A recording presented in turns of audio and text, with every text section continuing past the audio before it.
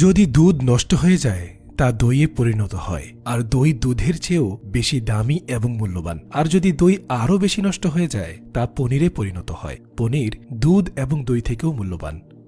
আর তাই জীবনে ভুল করলেই তুমি ব্যর্থ বা খারাপ নও।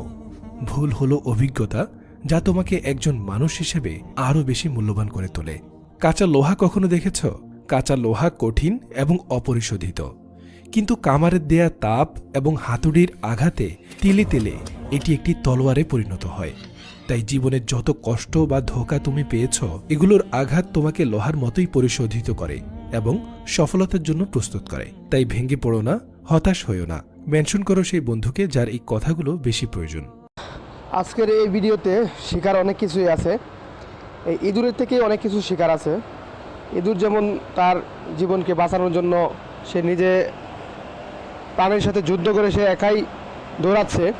দেখেন, সাপটা কিন্তু অনেক চেষ্টা করতেছে ধরার জন্য, সে কিন্তু থেমে নাই, সে কিন্তু তার গতিতে সে চলছে। সাপটাও কিন্তু প্রাণ চেষ্টা করতেছে ধরার জন্য, কিন্তু ধরতে পারতেছে না।